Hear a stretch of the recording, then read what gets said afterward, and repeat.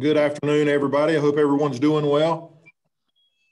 I hope everybody's excited about us opening our new Seattle, Washington office with all this rain. I know everybody's excited about that. Listen, wanted to welcome everybody and thank you for joining us this afternoon. I do want to do one housekeeping item before we get started. If you could, go ahead and make sure you hit mute on your phone so that we don't catch any side noise if we can, and we appreciate it. So listen, good afternoon and welcome to our second 2021 Learn, Grow, and Lead session. You guys are so lucky. We've already seen that Stephen looked a lot better. David Mooney really quick jumped in there and made sure that everybody knew that Stephen looked a lot better than I did, but that's obvious. But we know everybody's busy. And we appreciate you guys being with us. I want to thank all of you for joining us today. You know, as we get moving into 2021, Stephen and I see a massive opportunity at GSM for all of you and for our customers. We also see that GSM has grown to a point that we see some cracks in our attention to detail, you know, to our attention to each other, and frankly, to holding the core values we have vowed to live by and that we strive to attain every day. So these leadership meetings, this series, along with many other education initiatives in 2021, are meant as a reset to help us all improve a little each day so that by the end of 2021, we are really closer to all truly living through our core values. And we hope these sessions help. Of course, I want to be clear on one other point as we start today. We all have a lot of growing to do to reach our full potential. And these sessions are designed to be learning sessions and not preaching sessions. So we want to get started, and you know, you're probably never going to hear anything like this from me again. On to the dog poop story.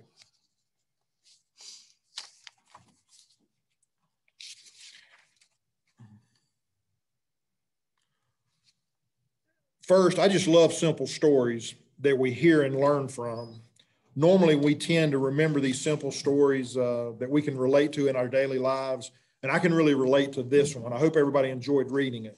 You know, before we jump into the main focus of this story, I do want to talk about the first thing that jumped out at me, which is on page 4 of this book. You know, if you can picture it, the guy is walking his dog, and he just left a gift for everyone else to deal with. You know, what is that crap about? I was immediately struck how this case shows one of our true core values. The do no harm value jumped out at me when I was reading how this happened. Did anyone else see that immediately? You know, what if that guy just scoops up his dog poop? We have a completely different story if he would have just picked up his mess, right? And maybe we wouldn't have a story at all, and this book wouldn't have been written. And anyway, we wouldn't even be here today to talk about it. So, you know, if everybody was just doing their part on cleaning up and following the no harm rule, we wouldn't have had any of that. But anyway, back to the main focus. I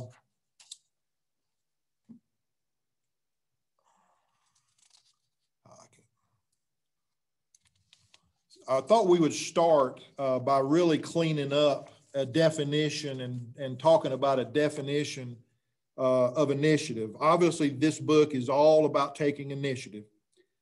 As we dive into this story, I did think it was helpful if we have in our mind some definitions of initiatives as we listen. And I really want you to think about ourselves, GSM, and how each of us is using or not using initiative in our lives. Please listen to these words carefully, the individual words, and let them sink in as you think about yourself and your teams. Initiative is the ability to assess and initiate things independently. Synonyms are enterprise, inventiveness, capability, and imagination. Or another definition, the power or opportunity to act or take charge before others do. Synonyms are advantage, upper hand, edge, lead, win. I hope these help us set the stage for the dog poop initiative.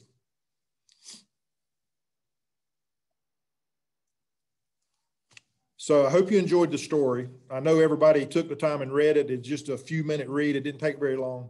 So like I said, I like the story because it is so simple and we can all visualize the situation and it awakens our senses. So here's what we're going to do. Everybody bear with me. I'd like you to all close your eyes for a minute and let's take a trip to that soccer field together. That means you, Dexter. So everybody close their eyes. Let's really all close our eyes. Are you there? Are you at that soccer field? Just picture the scene with your eyes closed. It's a crisp morning. We've all been there. It's a little bit chilly. You've got the trees and you've got the grass and you've got the squirrel. You know, that tree rat. Can you see it? Can you see it? The guy's walking his beloved dog and oops, the embarrassment. Maybe no one will see it. Well, if we leave, let's leave before anybody sees it. The early morning steam is rising. Can you see it? Oh, and the smell. Can you smell it? And the aftermath. Oh, the aftermath. Now you've got the adults and the coaches. They're all pointing at it. The kids are screaming and they're running around it. The drama. The striped clad refs are holding a conference about it. Maybe they're doing it in a replay tent. And the orange cones placed around the pile of it. Can you see it? Okay, now that you see the issue clearly, let's all open our eyes. That's you, Dexter. So, wow. That was pretty vivid. I think I need to go wash up. At this point in the book, let's touch base on a few things. This is when I want everybody to go into your chat and give us some feedback. And let's see how some of you are seeing the story at this point. How did the man and his dog leave the rest of the soccer world? What is happening during the first soccer games? What kind of leadership and problem solving are we seeing? What are some of your thoughts on our cast of characters and how they are doing up to this point in the story? And remember, everyone can see your comments.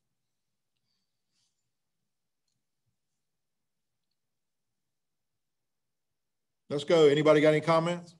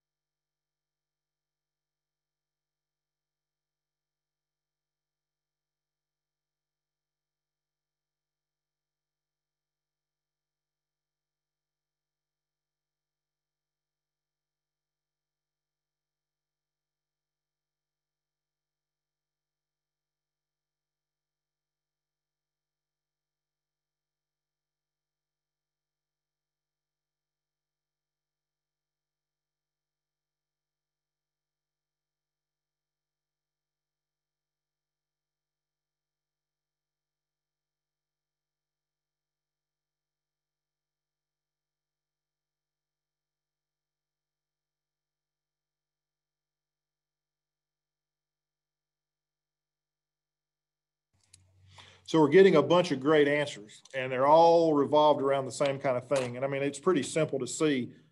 They've spent so much time on energy and focus on telling everybody what's wrong. They're not really leading on fixing it. They're really blaming, pointing and blaming and really not solving anything. They're just, they're really focused. Oh, there's no integrity.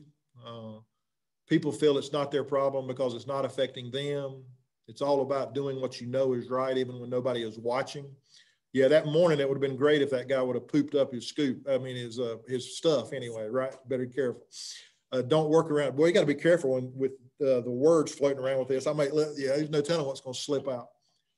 But, that's a great one. My life is too busy to stop. Somebody else will take care of it.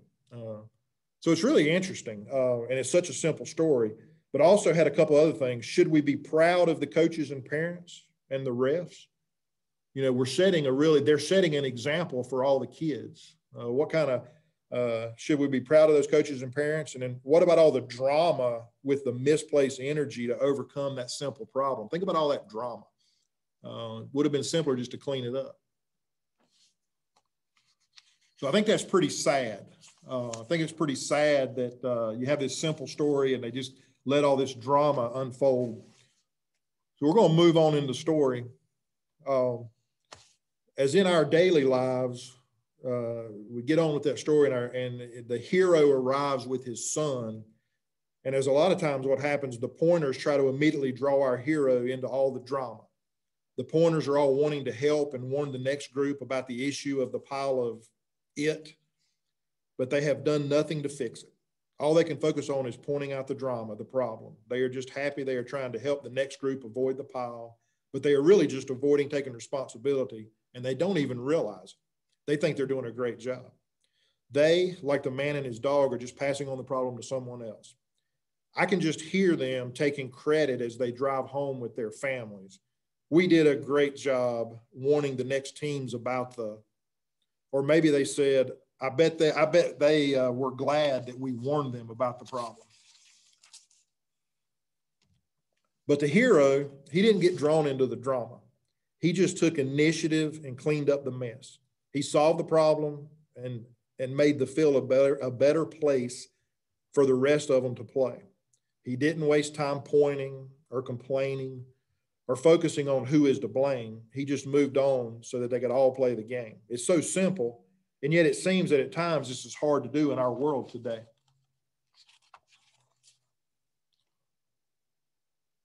Now, how in the world does this simple message apply to us? You know, some of you have already put things down that say that. You know, we're really already scoopers, aren't we? When I look around the company, for the most part, I think a lot of times we are. But then also we're GSM and we rock, right? Well, yes, we do. But if we relate to these characters in this book, I have a few questions for you. Going forward, will you be more of the hero dad and less of the pointer coach? All of these messages can apply to all of us. Will you lead more by taking initiative with less drama? Think about that. Taking on initiative with less drama. Will you make sure you leave less of a mess for others to fix? This story would have never been written if we would have just picked up the mess to start with. And it's a goofy little book, but will you share this book with your team members and talk about it and ask them how we can all live more like the hero dad? If you'll do that, I think we'll all be in a better situation at work and at home. So now on your chat, I'd like to get some feedback on ways you think we can live this way at GSM going forward, and we will talk about some with everyone. Please share your thoughts on how we can use this at GSM going forward.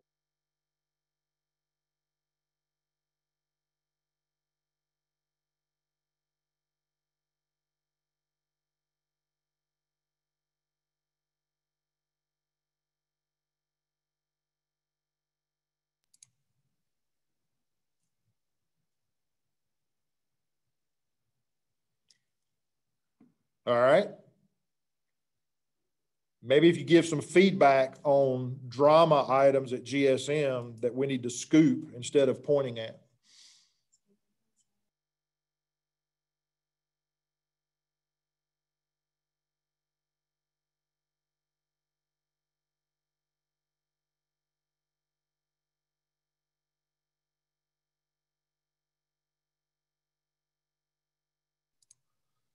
From Stephen, we've got cleaning up crawl spaces and attics after other contractors have left messes because the homeowners won't see it.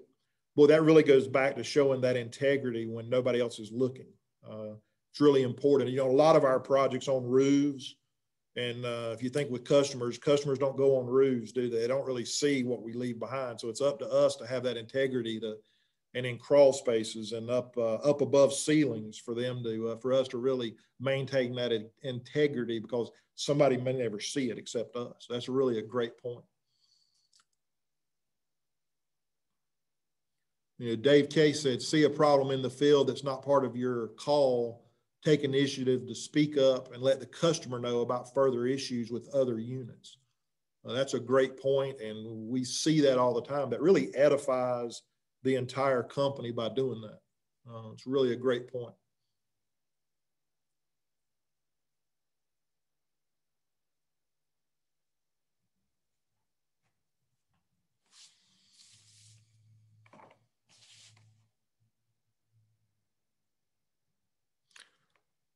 A good one from Sam, simply pick up around our offices regardless of who left the mess. It's all our mess when we're out in the parking lot, or maybe we're at somebody else's parking lot and you're walking across their parking lot to start a call, and you see a bottle, an old plastic bottle laying in the parking lot, and you go ahead and pick it up and throw it away even though it's not ours. Austin Stanley added, and this is a great one, if we know that we cannot help the outcome, do not offer an opinion. You know, we don't need to pile on when we got others going down a road that they shouldn't. There's no I in team. We are one body, one movement to make life more beautiful for everyone. That's a great one, Anthony.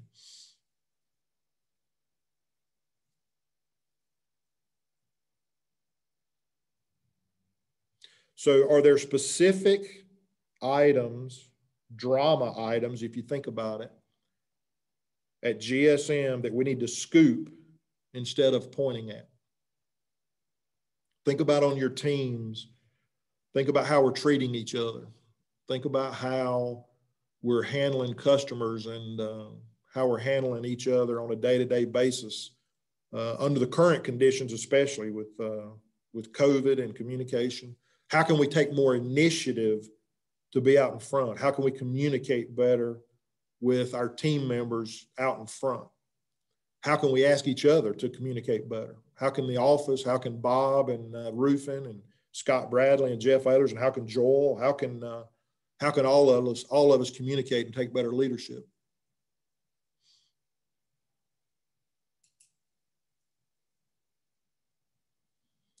From Jesse Kirk, always pick up trash, even if not related to our company. If the job is completed to show the extra effort, then our team will win.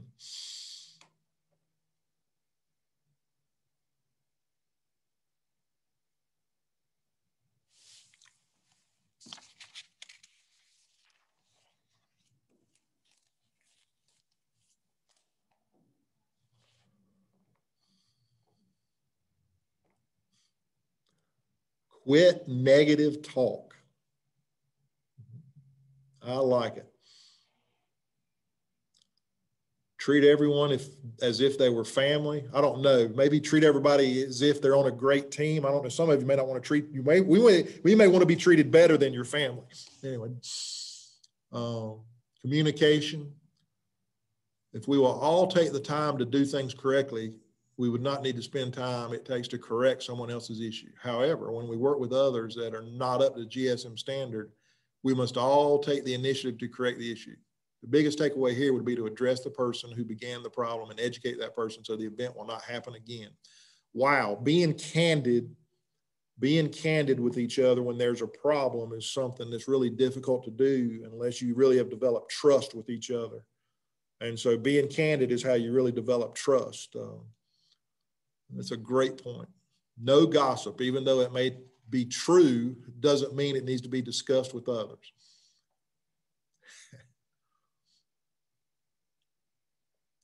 Communicate with individuals that may have drama instead of talking with each other, coworkers about drama. When the whole team works together, anything is possible. Having an attitude of gratitude, because attitude reflects leadership. And make sure you know the entire story before you jump to conclusions. So guys, listen, I think that's enough. I didn't want this to be a really long session today. I think it's a great discussion, and I want to thank everyone for all the focus and feedback. I've got to-dos. I've got 2 things I'd like you to do coming out of this session today. Right now, I'd like each of us to write down one item, just one item that you deal with that we will scoop this week and fully commit to accomplishing that goal. If every single person on this call scoops one item that you can improve on initiative, on taking initiative on, if you'll look around your team and just do it on your team, do it with your team, and fully commit to accomplishing that goal, we'll start on our path. And then I'd like you to also focus on leading with initiative with your teams at work, and maybe even more importantly, at home. Think about how you can impact the people in your life at home and at work by leading with initiative, and how you can set such a good example with everyone you work with at home and at work. So listen, it's pretty simple today, and I hope you've enjoyed this time together, and hopefully you'll use this going forward. Stephen and I are excited about the possibilities in front of each of you, and we are mostly excited about helping all of you reach your goals for success for your families and the GSM team. Have a big week, and we'll see you next time. Much love and peace. Joel, we'll see you soon, guys. Thank you.